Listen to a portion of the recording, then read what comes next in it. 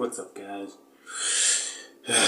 Well, I heard for some reason on Twitter, I see on trending Konosuba for some reason, or on my highlights, and I'm wondering, is they gonna announce season 3? No.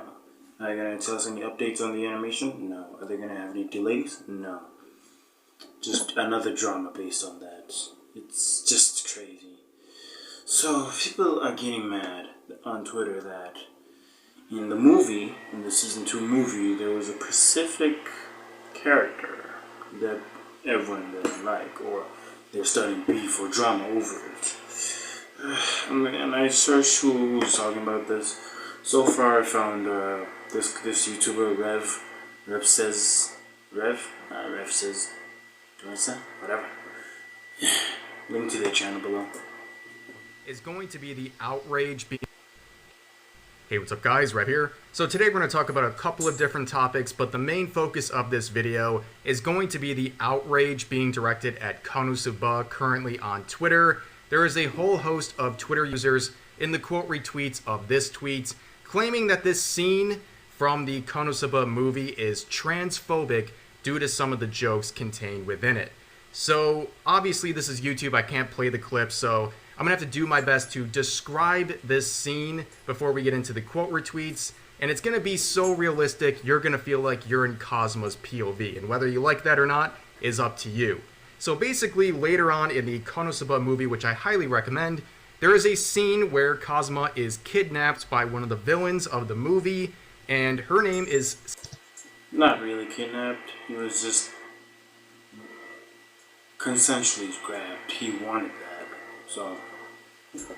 I guess that means the same thing, because kidnap is just capturing, so I guess it means the same thing. It's the neutral word. Sylvia, she is a demonic chimera who initially takes advantage of Kazuma's weakness because she has very large hunkabalunkas. And basically, at that moment, Kazuma is fed up with his party mates, and he just kind of gives in. And he's basically like, I accept my fate with this, what he believes is a beautiful woman, and turns on them. And unfortunately for him, later on, due to his vain nature, he doesn't realize that Sylvia is not exactly what he thought she was, and he begins to feel something poking him from behind, which is, of course, her massive Fuda schlong, because in the most dry and medical of terms, she would be something close to a hermaphrodite, meaning she has both parts, but since this is anime, and she magically grows these things at will, she is what is considered a futanari, meaning she has both sets of reproductive organs. Now, unfortunately, Kazuma is not into that, and he immediately changes his whole attitude and is begging his party for forgiveness and to save him from this situation. Now, like I said, this little tweet here would go all over the place. You can see the number of quote retweets, and people were shocked by this scene from this movie that came out a few years ago. This is the biggest one with over 40,000 likes saying, that's it, that's the joke, that was just transmisogyny with no punchline. Let me get this straight before we continue here. Yeah. Transphobia is when a man doesn't like penises. Is that what transphobia is supposed to be? That's a very strange thing. Now, there is nothing more exhausting in the world than explaining a joke to people. But in this case, yes, there is a punchline. The punchline is that Kazuma is so superficial and vain that he literally betrayed his party mates and gave up in that situation because he basically wanted to score a hot woman, or what he believed was a hot woman based on her appearances alone. And the punchline is that he is so ignorant that he ends up in a situation that backfires, and he not only looks bad in front of his party mates, but also he ends up in a situation that he clearly doesn't like. And if you think that's funny or not, that is up to you, but that is the punchline, and it's not directed at trans people in any sort of a way, and I think that's pretty obvious, right? So you have people saying, like this quote retweet here, weebs will literally pretend the least funny part of a generally funny show is hilarious because it punches down at a minority they dislike. dislike haters. That's it. We dislike haters. Like, that's not about. We don't dislike minorities. We just dislike haters of anime. You know, like let me make an example. So Mindy Kaling, Hollywood, people who think anime is cartoons. That's it. If you add anything else, okay, you're pushing it. You're just having anime on anime rivalry at that point. You know, so yeah. Is this minority in the room with us currently? Like, seriously, minority? You mean Sylvia, the demonic chimera with both sets of reproductive organs? That's the minority that people like to take jabs at? And a lot of that is not real. This is anime, and this is a character that literally doesn't exist. It's not representative of anything in the real world, and if you think it does, my God, please get some help.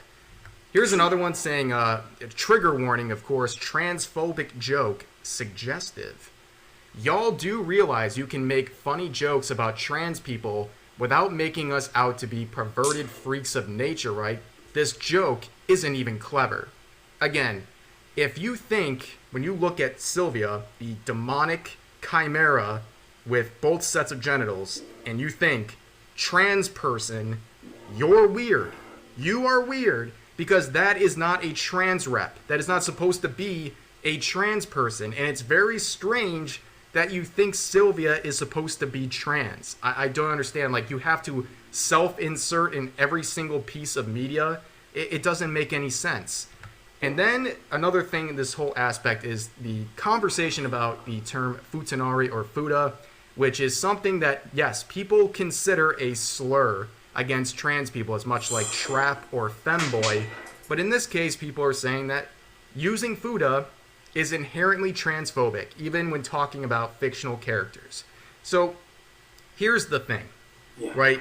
Futa, to me, is much akin to lolly. Now, they're obviously different things, but they have kind of the same usage. What I mean is, there is no such thing as an IRL lolly. Just like there's no such thing as an IRL futa, right? Here's the thing.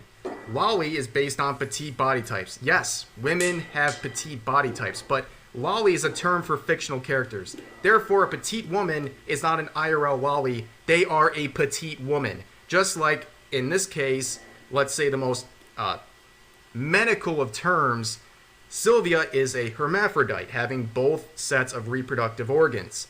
And that doesn't make someone who in real life has both sets of reproductive organs, that doesn't make them an IRL futa. It makes them a hermaphrodite, which is a medical term. Yeah. There's no such thing. And the fact that these are magically sprung by Sylvia is proof that this is a work of fiction. So futa, just like anything else, is only transphobic when it's misapplied to people. If you call someone in real life a futa, yeah, that's offensive. It's weird.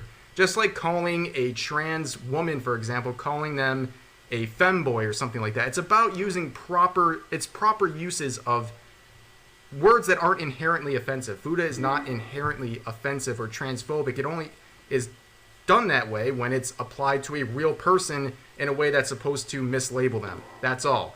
But like I said, hermaphrodite, a medical term, which this person is describing that Sylvia is not trans, she's a hermaphrodite. And this is purely a futanari joke. And this person says, quoting them, she's not trans, she's a slur. This is purely a slur joke. So they are saying hermaphrodites is a slur. It is literally a medical term. We're at the point where medical terms are now transphobic. That's crazy, right? Please, like, I'm losing my mind. Is anything not offensive these days? And in case you did, by the way, in case you did find this scene to be funny or amusing, the group of Tolerance and Acceptance thinks you need to go to a camp for re-education because you found this scene from the Konosuba movie to be funny.